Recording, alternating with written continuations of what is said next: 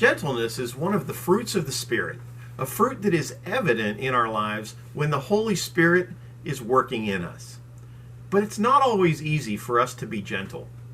Wrecking balls are used to demolish things, but they are useless in the building process.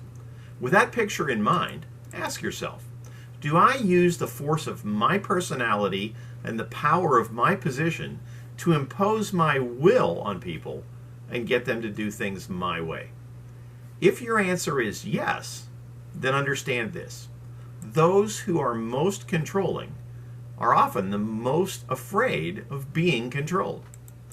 Question: what do you fear would happen if you treated others with respect and considered their input, ideas, and choices? Are fear and intimidation the only ways you can imagine of holding on to relationships? Wouldn't you rather earn the love of others by being considerate rather than cruel? Or are you willing to settle for fearful submission? If you need to, talk to a friend or a counselor and try to get to the root of the deeper issues that are driving your behavior. Over the next week, try not to criticize or rob anyone of their chance to make their own decisions. Remember that even God gives people the power of making their own choices, and we are not God. Keep this challenge going for 2 more weeks, or as long as it takes to get your controlling attitude under control. The Apostle Paul was prolific enough to write the epistles and powerful enough to raise the dead. Yet he shares these words in his first letter to the church in Thessalonica, in chapter 2, verses 6 through 8. We were not looking for praise from people, not from you or anyone else, even though as apostles of Christ, we could have asserted our authority. Instead, we were like young children among you. Just as a nursing mother cares for her children, so we cared for you.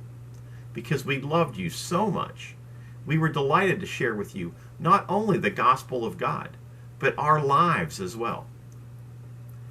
When people make mistakes, Paul said in his letter to the church in Galatia, in chapter 6, verse 1, "Brothers and sisters, if someone is caught in a sin, you who live by the Spirit should restore that person gently. But watch yourselves, or you also may be tempted." So the word for you today is this: try to be more gentle.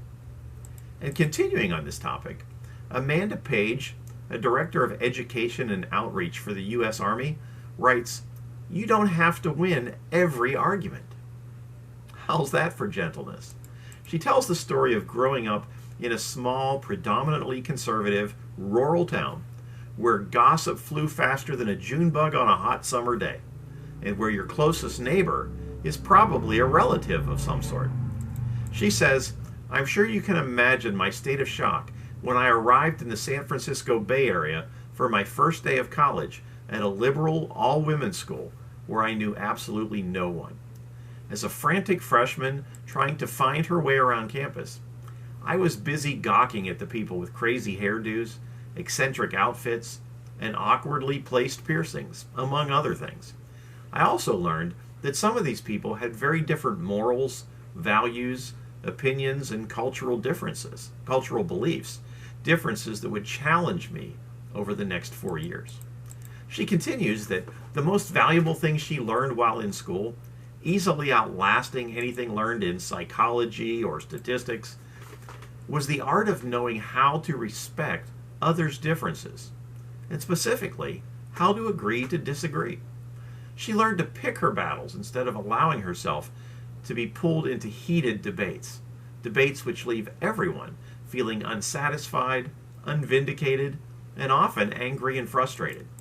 She says that if something didn't directly affect her own health, well-being, or safety, she learned to let it go, leaving the conversation, changing the topic, nodding in agreement, often while gritting her teeth, and essentially choosing to look the other way. She credits these techniques for saving many friendships and allowing her to maintain respectful relationships with many people from all walks of life. In her words, doing this taught me a lot about people, places, and the world in general. I've become a more knowledgeable, well-rounded person. And she adds, despite significant disagreements in lifestyle and choices, I found that those moments of self-controlled disagreement gave me the opportunity to share my ideas and beliefs. Respectful disagreement allows me to make a positive impression and potentially influence others. I've discovered that I can stand firm in who I am and what I represent, while still demonstrating understanding and respect for others through empathy and compassion. In that way, others of different backgrounds did not feel shut out or ignored. Romans 15:7 says, "Accept one another then, just as Christ accepted you, in order to bring praise to God." What a concept. And author Janet Holm McHenry gives us a little more to think about as we try to put all of this into practice. She says, think about your objective. Do you simply want to share your ideas, or do you hope to convince the other person to agree with you? When someone expresses an opinion, use the art of reiteration by saying, "What I hear you saying is," and then finish the sentence by summarizing what that person said. Think about your demeanor and tone of voice during a discussion. Shift from a snarl to a slight smile, and from a raised voice to a calm, respectful one. Be careful not to insult others or use name-calling or stereotyping when sharing your viewpoints. Decide not to become offended by someone else's ideas. And if a discussion becomes heated, take a deep breath and say, "While I don't agree with what you've said, I appreciate the opportunity to discuss this with you." So remember this: gentleness is good fruit. Now today is the first day of the final week of school for this school year. And as you are out and about over the summer, be sure to watch for kids running through your neighborhood or riding their bikes. They don't always think to look for you. And speak to them gently. You'll be amazed at what a difference that can make in their lives.